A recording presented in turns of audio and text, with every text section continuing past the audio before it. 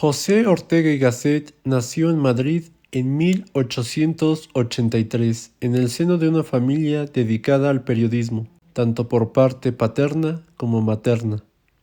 Contexto: la España en que creció Ortega y Gasset fue una España en crisis, en decadencia. Ortega consideraba a España un país culturalmente atrasado. Para poder salir de este atraso, este pensador creía que la solución estaba en el resto de Europa, de forma especial en Alemania. Ortega y Gasset expresaba: España era el problema y Europa era la solución. También decía: España no es nada, es una antigua raza berbérica, donde hubo algunas mujeres hermosas, algunos hombres bravos, algunos pintores de retina genial, mas por su alma no han pasado ni Platón, ni Newton, ni Kant, y con una terquedad incomprensible viven cometiendo desde hace 3 siglos el gran pecado contra el Espíritu Santo, la incultura, el horror a las ideas y a las teorías. Fin de la cita. Estas ideas a su vez llevaron a polemizar con otro pensador español, Miguel de Unamuno. Unamuno no compartía con Ortega su propuesta de regeneración de la vida nacional. Unamuno apostó por una solución enraizada en las entrañas de España.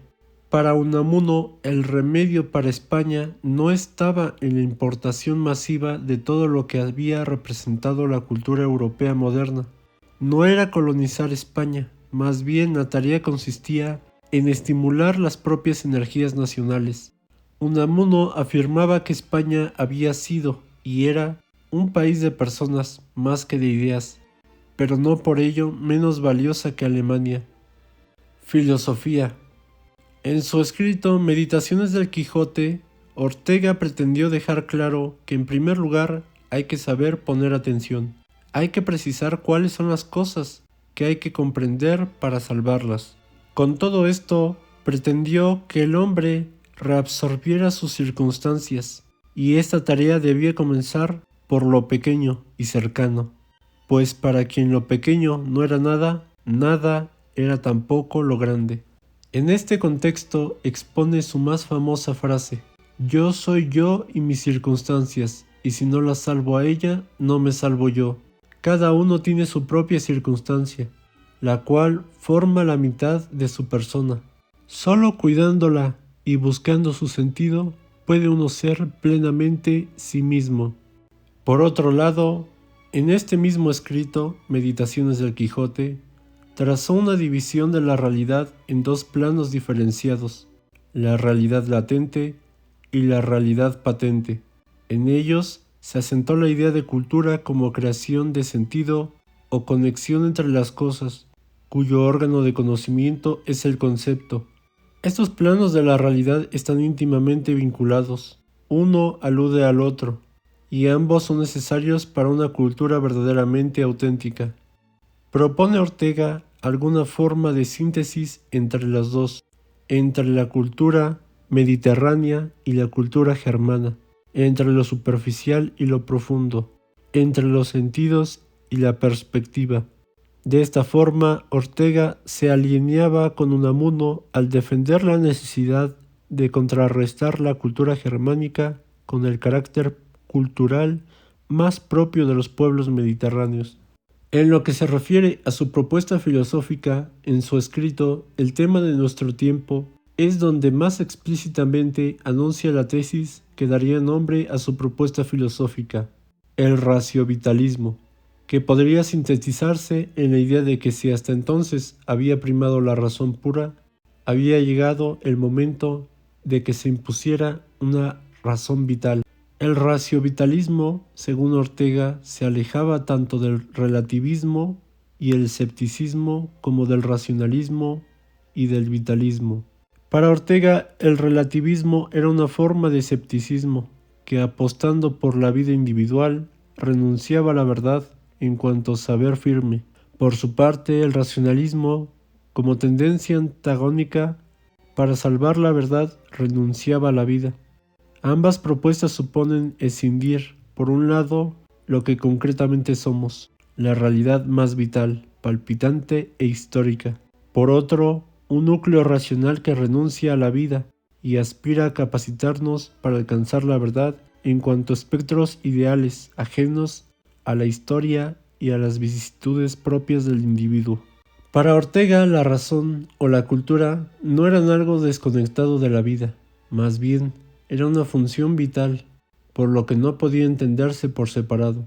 Por otra parte, en su escrito La rebelión de las masas, diagnostica el problema de España, en el que las masas no quieren seguir a una minoría selecta. Pero vayamos paso a paso.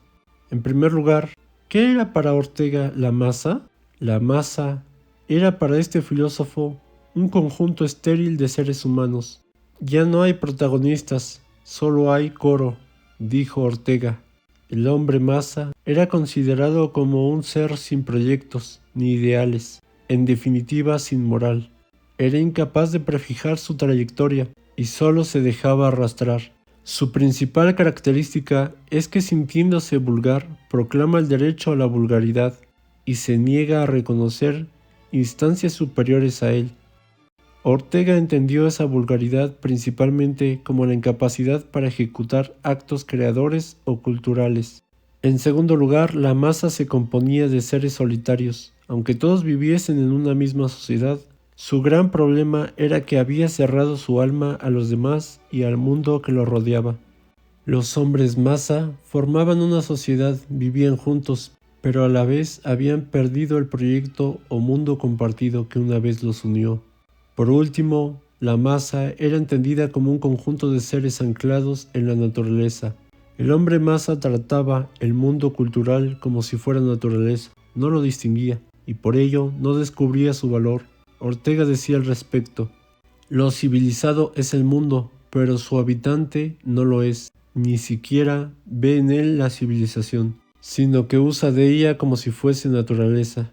En contraposición al hombre masa aparecía la figura del hombre noble, la minoría, un conjunto selecto que se caracterizaba por la autoexigencia, se medía por sus aspiraciones y no por sus logros. Por ello no podía identificarse con una clase social, sino con una clase moral. Para finalizar, tengamos en cuenta, si Descartes partió del yo pienso para organizar su filosofía, Ortega partió del yo vivo, lo cual significa la coexistencia de mi yo con el mundo.